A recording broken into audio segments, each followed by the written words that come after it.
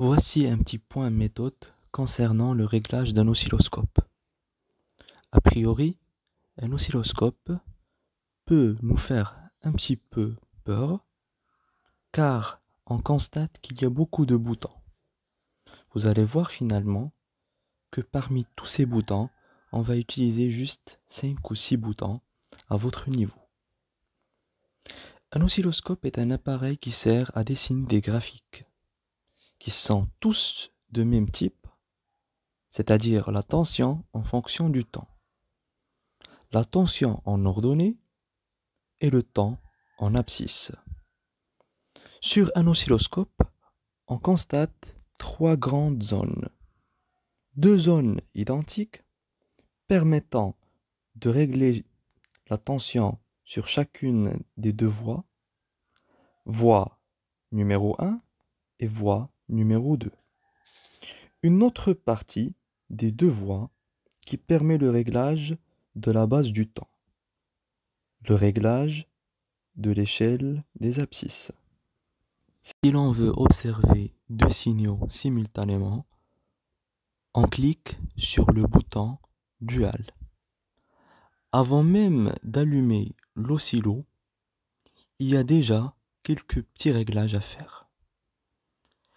Les petits boutons rouges que vous voyez au centre des gros, qu'on appelle des boutons de calibrage, peuvent être tournés vers la droite. Vérifiez également qu'aucun bouton n'est enfoncé. Ainsi, on élimine tous les réglages faits précédemment. Vous pouvez ensuite allumer l'oscilloscope. Il y a quelques petits réglages à faire avant de visualiser un oscillogramme. Il fallait qu'on fasse une remise à zéro. Pour cela, sur chacune des 2 voies, vous appuierez sur le bouton Ground. C'est le bouton GD qui signifie la masse. On observe par la suite 2 traits horizontaux. Il y en a 2 signaux à observer. Je vous rappelle qu'on a dit qu'il fallait appuyer sur le bouton Dual pour observer les 2 signaux simultanément. Nous devrons centrer les 2 signaux sur l'écran. Pour les centrer, on utilise le bouton X-Pose. Voici ce qu'on obtient si les 2 signaux sont centrés. Une fois ces réglages seront faits, les branchements peuvent être faits grâce aux fiches BNC et au fil de connexion sur chacune des 2 voies. Attention, ne pas oublier de retirer la fonction Ground GD.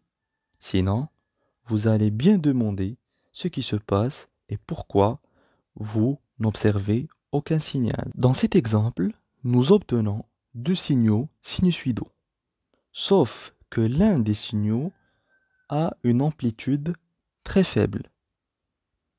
Il faut la régler pour observer clairement le signal.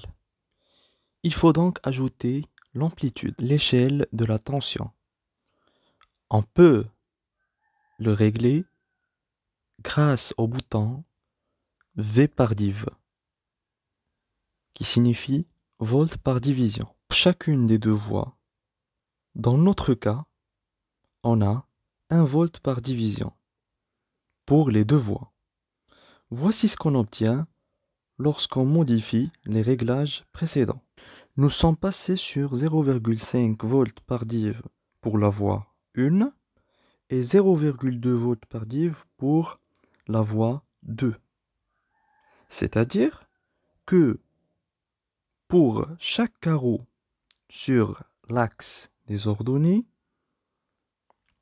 chaque carreau ou chaque division représente 0,5 volts pour la voie 1. Et sur l'axe des ordonnées pour la voie 2, chaque carreau représente 0,2 volts.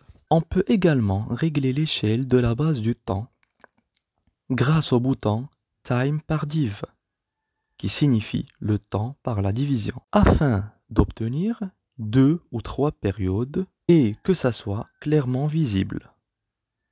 Nous étions sur 5 microsecondes par div, nous sommes passés sur 2 microsecondes par div, ainsi que le graphique paraît beaucoup plus visible et beaucoup plus facile à exploiter. Alors, qu'est-ce que ça signifie le terme « nous sommes passés sur 2 microsecondes par div » ?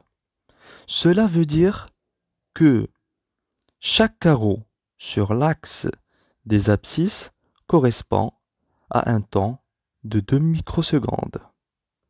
Donc, ce qui est logique que 2 divisions représentent 4 microsecondes. J'espère avoir été assez clair sur ces réglages. N'hésitez pas à reprendre la vidéo et à faire des captures d'écran ou des pauses pour prendre des notes. On se retrouve prochainement dans une autre vidéo. À bientôt.